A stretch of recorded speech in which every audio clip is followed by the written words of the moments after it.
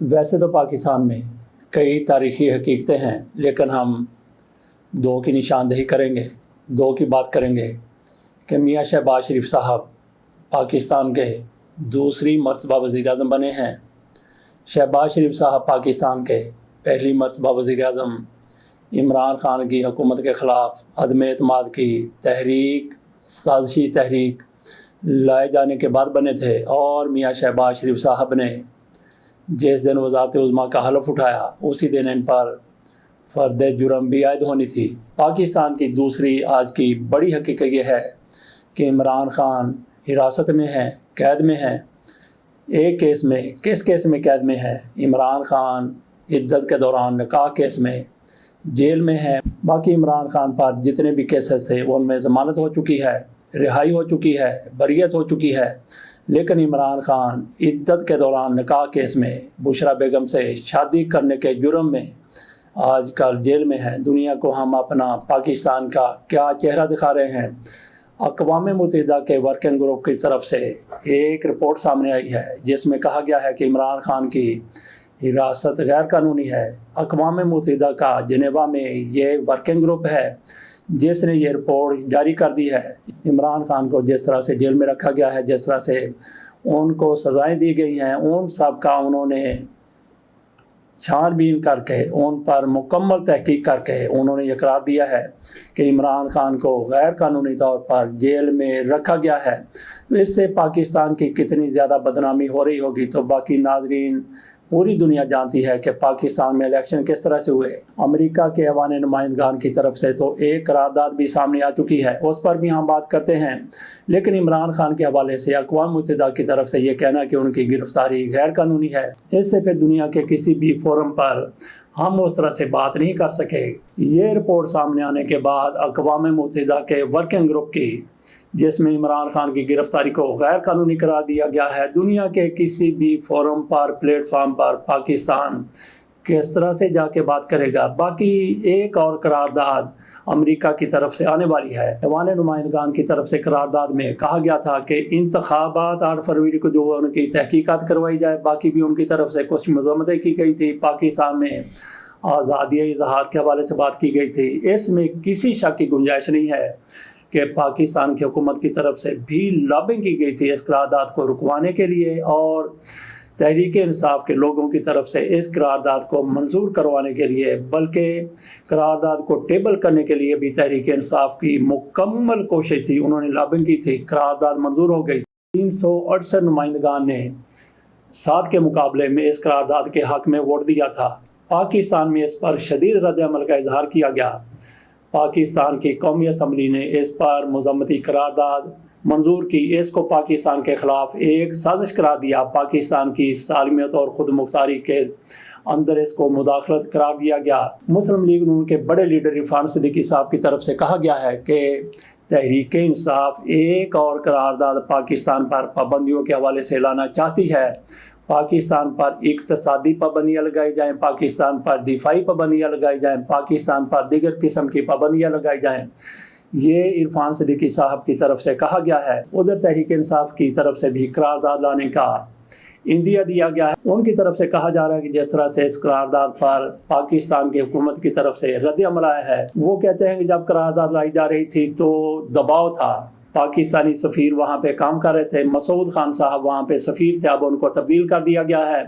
انہوں نے اپنی پوری کوشش کی کہ قرارداد پیش نہ ہو سکے، لیکن قرارداد ٹیبل ہو گئی۔ پھر ان کی یہ کوشش تھی کہ اس کو جتنا نرم کیا جا سکتا ہے اتنا کیا جائے۔ شہباز شریف کی حکومت کی طرف سے بھی اپنے گھوڑے دوڑائے گئے، وہاں پہ سفیر تو کام کر رہا تھا، وہاں پہ اقوام متحدہ میں ایک خصوصی نمائندہ ہے منیر اکرم صاحب، وہ بھی اپنی کوشش کر رہے تھے۔ اس کے ساتھ ساتھ پاکستان کی حکومت کی طرف سے سفارتکاری کو بھی تیز کیا گیا۔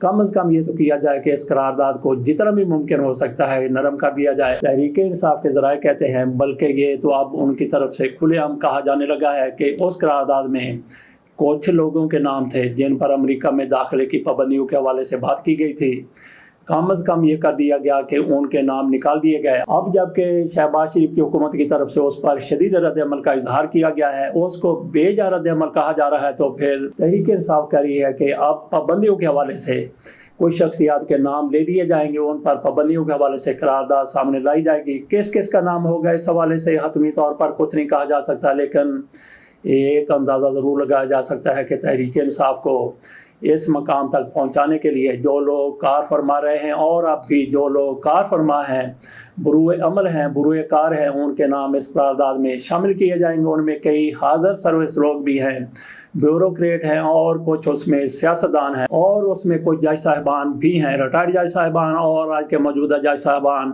ان کے نام بھی بتایا جا رہا ہے کہ اس قرارداد میں موجود تھے۔ یہ کہا جا رہا ہے کہ ایک اور قرارداد جو لائی جا رہی ہے، جیسا کہ عرفان صدیقی صاحب کی طرف سے کہا گیا، انہوں نے تو شاید ہوکا فائر کیا ہے، ہوا میں انہوں نے فائرنگ کی، ہوا میں انہوں نے تیر چھوڑ دیا ہے، لیکن تحریک انصاف کے ذرائع شہباز گل کی طرف سے یہ سارا کچھ کہا گیا ہے، جو وہاں پہ مدار المہام ہیں تحریک انصاف کے آج کل امریکہ میں۔ بات ہم کر رہے تھے اقوام متحدہ کے ورکنگ گروپ کی طرف سے عمران خان کی گرفتاری کو غیر قانونی قرار دیا گیا ہے، اس پر مکمل خاموشی اختیار کی گئی ہے مریم نواز شریف صاحبہ کی طرف سے اور سلیم صافی صاحب کی طرف سے بھی۔ ایسے ہی سائفر سامنے آیا تھا، مریم نواز شریف صاحبہ کی طرف سے کہا گیا تھا یہ تو شاہ محمود قریشی صاحب کی طرف سے تیار کروایا گیا ہے وزارت خارجہ میں۔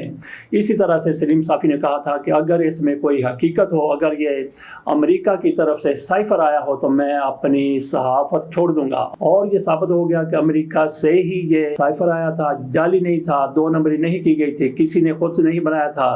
لیکن اب سلیم صافی اور مریم نواز شریف صاحبہ دونوں ہی اس معاملے پر خاموش ہیں کہ اقوام متحدہ کے ورکنگ گروپ کا یہ لیٹر اصل ہے، یہ رپورٹ صحیح ہے یا پھر درست ہے، یہ بھی کیا تحریک انصاف نے اپنے گھر میں بیٹھ کر بنائی ہے۔ فواد چودھری کی طرف سے کہا گیا ہے کہ جب برا ختم ہوا تو ہم بھی بولنے لگ پڑے، بات کرنے لگ پڑے۔ یہ فواد چودھری پر آنے والا برا وقت ختم ہوا ہوگا، جبکہ تحریک انصاف پر پہلے کی طرح ہی برا وقت چل رہا ہے۔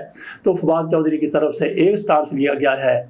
فواد چودھری کہتے ہیں کہ عدالتوں کی طرف سے رہائی کیے جانے پر بندہ رہا نہیں ہوتا۔ یہ ان کے بیان میں باقاعدہ کہا گیا ہے کہ عدالتوں کی طرف سے رہائی پر بندہ رہا نہیں ہوتا، تو رہائی کے لیے کہیں اور سے منظوری آنی ہوتی ہے۔ تو فواد چودھری کیا اسی بنا پر رہا ہوئے ہیں؟ فواد چودھری بھی جیل میں رہے، حراست میں رہے، لیکن اس کے بعد جیسے ہی باہر آئے ہیں تو ان کا جو دماغ ہے، ان کا جو مائنڈ سیٹ ہے وہ بدل چکا ہے۔ تحریک انصاف کے حوالے سے بات کرتے ہیں، تحریک انصاف کی قیادت پر وہ چڑھائی کرتے ہوئے نظر آ رہے ہیں، دوسری طرف کہتے ہیں کہ برا وقت ختم ہو گیا۔ ان کے لیے برا وقت ختم نہیں ہوا، عمران خان کے لیے تو اسی طرح سے برا وقت چل رہا ہے۔ بہرحال فواد چودھری کے بارے میں بھی یہی کہا جاتا ہے کہ ان کو بھی حراست کے دوران مائل کیا گیا، آمادہ کیا گیا، اب ان کو پلان کیا جا رہا ہے، لانچ کیا جا رہا ہے۔ تحریک انصاف ان کو اپنے اندر سمونے کے لیے تیار نہیں ہے۔ جس طرح سے وہ تحریک انصاف کی لیڈرشپ پر تبرہ کرتے ہیں، ملامت کرتے ہیں، اس کا جواب بھی اسی طرح سے آتا ہے۔ کسی دور میں مشاہد اللہ صاحب کی طرف سے ان کو ڈبو کہا گیا تھا، اور آج تحریک انصاف کے ایک بڑے لیڈر جن پر ان کی طرف سے بڑی تنقید کی جاتی ہے، رؤوف حسن، انہوں نے تو کوئی تھوڑا سا بھر مل کر رکھا ہے، لیکن حامد خان صاحب نے کوئی کسر نہیں چھوڑی، وہ مشاہد اللہ سے بھی 2 قدم آگے چلے گئے۔ ان کی طرف سے فواد چودھری کے سخت بیانات کے جواب میں کیا کہا گیا، ملاحظہ کیجئے۔ اسٹیٹمنٹ پاکستان تحریک انصاف کے حوالے سے آپ اسے ریڈ آن کر رہے ہیں سر؟ یہ اسٹیبلشمنٹ کا پالتو کتا ہے، یہ بول رہا ہوں۔ حامد خان صاحب کی طرف سے کہا گیا کہ یہ اسٹیبلشمنٹ کا پالتو، اگلا لفظ ہم نہیں لیتے، اجازت دیجئے، اللہ حافظ۔